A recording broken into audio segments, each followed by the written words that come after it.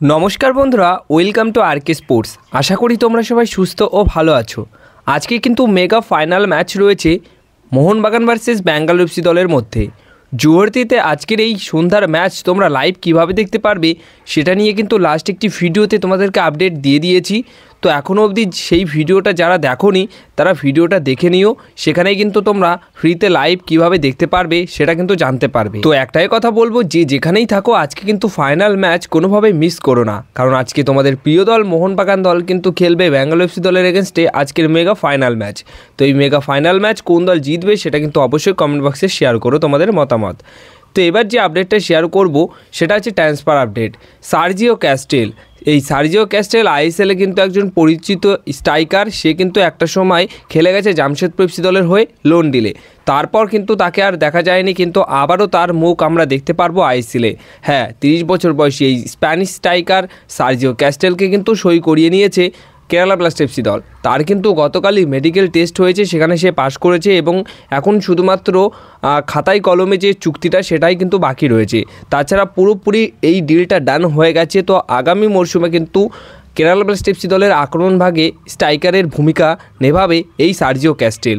যথেষ্ট একজন ভালো স্ট্রাইকার, একটা বছর খেলে গেছেন। তো সেই বছরই এই প্লেয়ারটির ফ্যান হয়ে গেছিলাম, কেমন খেলেছিল সেটা আমি জানি, তাই তোমাদেরকে বলছি যে একটা ভালো স্ট্রাইকার কিন্তু আবার আইএসএলে আসছে। এবার যে বিষয়টা শেয়ার করব সেটা কেরালা ব্লাস্ট এফসি দলের বিষয়টা নিয়েই। হ্যাঁ, কেরালা ব্লাস্ট এফসি দল নতুন একটা বিদেশি প্লেয়ারকে সই করিয়ে নিলেও তারা কিন্তু তাদের স্টার প্লেয়ার অ্যাড্রিয়ান লুনাকে ছাড়ার পরিকল্পনা করছে। 2027 সাল অবধি তার চুক্তি থাকলেও 32 বছর বয়সী অ্যাড্রিয়ান লুনাকে তারা আগামী মৌসুমের জন্য রাখতে চাইছে না। হ্যাঁ, মিউচুয়ালি কন্ট্রাক্ট টার্মিনেট করতে চলেছে এই অ্যাড্রিয়ান লুনার সাথে কেরালা ব্লাস্ট এফসি দল।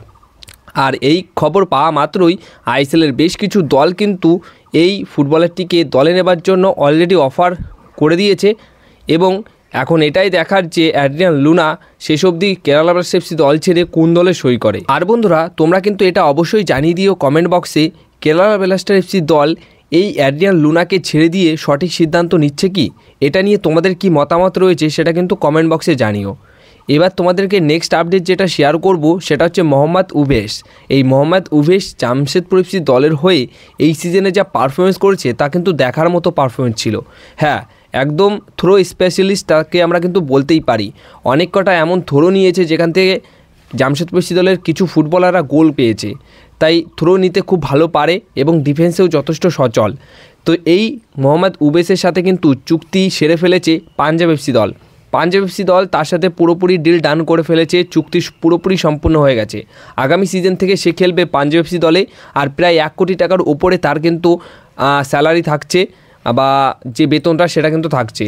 তো এতদিন 1 কোটির নিচে কামাতো, কিন্তু 1 কোটির বেশি এবার কিন্তু সে পাঞ্জাব এফসি দল থেকে পেতে চলেছে প্রতি সিজনে।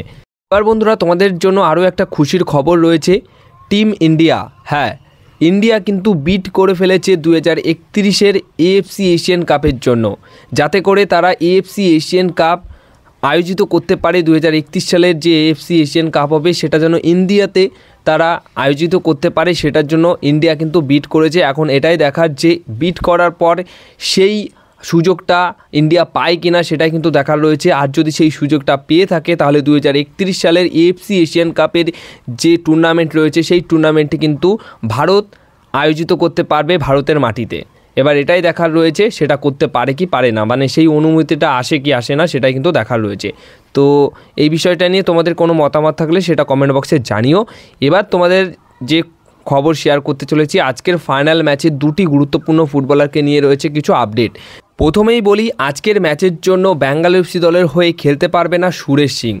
চোটের কারণে এই সুরেশ সিং কিন্তু আজকে মোহনবাগান দলের এগেনস্টে ব্যাঙ্গালোর এফসি দলের হয়ে খেলতে পারবে না। ব্যাঙ্গালোর এফসি দলের হয়ে এই সিজনে তার কিন্তু অনবদ্য পারফরমেন্স রয়েছে এবং সে গোলও পেয়েছে এই সিজনে। তো একদমই অন্যরকম সুরেশ সিংকে আমরা এই বছর আইএসএলে দেখতে পেরেছি ব্যাঙ্গালোর এফসি দলের হয়ে। তো সেই সুরেশ সিং না থাকা মানে অবশ্যই মোহনবাগান দলের একটা সুবিধা তো থাকছেই, তার পাশাপাশি বেঙ্গল এফসি দলের কিন্তু একটা খারাপ অবস্থা থাকছে, যেখানে বেঙ্গল এফসি দলের মিডফিল্ড জোনে এতদিন ধরে খেলে আসছে এই আইএসএল টুর্নামেন্টে, সেখানে যদি সে একটা ম্যাচে না খেলতে পারে, তাও আবার ফাইনাল ম্যাচের মতো একটা গুরুত্বপূর্ণ ম্যাচে যদি না খেলতে পারে, তাহলে কোচের পরিকল্পনা বদলাতে হবে, সেখানে নতুন প্লেয়ার সে কেমন কী খেলবে সেটাও কিন্তু একটা বড় সমস্যায় ফেলবে ফাইনাল ম্যাচের জন্য। তো সুরেশ সিং কিন্তু চোটের কারণে খেলতে পারবে না এই ম্যাচে। এছাড়া বন্ধুরা, এটা তো বেঙ্গল এফসি দলের জন্য ব্যাড নিউজ, কিন্তু মোহনবাগান দলের জন্য আজকের ম্যাচে যে সুখবর রয়েছে সেটা হচ্ছে মানবীর সিং পুরো ফিট, হ্যাঁ 100% ফিট রয়েছে এবং আজকের ম্যাচে তিনি শুরু থেকেই খেলতে পারেন। পুরো দমে তিনি অনুশীলন করেছেন এতদিন এবং পুরোপুরি ফিট হয়ে গেছে, ফাইনাল ম্যাচের জন্য তাকে পাওয়া যাবে। এখন কোচ মলিনা কিন্তু সিদ্ধান্ত নেবে যে সে শুরু থেকে খেলবে নাকি পরবর্তী সময় সাবস্টিটিউট বেঞ্চ থেকে এসে খেলবে, এটা কিন্তু সিদ্ধান্ত নেবে সম্পূর্ণ মলিনা, কিন্তু সে পুরোপুরি ফিট রয়েছে এবং ফাইনাল ম্যাচে তাকে পাওয়া যাবে।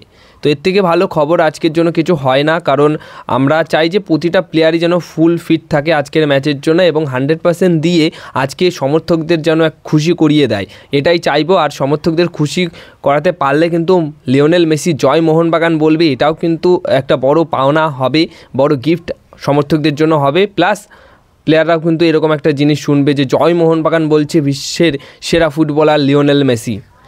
তো আজকের এই ভিডিওটা ছিল এই অবধি। কেমন লাগলো আজকের ভিডিওটা অবশ্যই কমেন্ট বক্সে জানিও। নিয়মিত আপডেট দেওয়ার চেষ্টা করব এখন থেকে। কিছুদিন হয়েছে যে আমি ঠিকমতো আপডেট দিতে পারছি না, তার জন্য মন থেকে ক্ষমা চেয়ে নিচ্ছি, বাট এখন আস্তে আস্তে তোমাদের সাথে আমি নিয়মিত আপডেট দেওয়ার চেষ্টা করব, আগের মতো ভিডিও দেওয়ার চেষ্টা করব। কিছু সমস্যার জন্য দিতে পারিনি এতদিন। তো এই ছিল ভিডিও। যদি ভিডিওটা ভালো লেগে থাকে অবশ্যই ভিডিওতে লাইক করে দিও, ভিডিওটাকে শেয়ার করো এবং এই চ্যানেলটিকে সাবস্ক্রাইব করে নিয়ে রেখো, কারণ এখানে সব রকমের খবর তোমরা কিন্তু সবার আগে পেয়ে যাবে।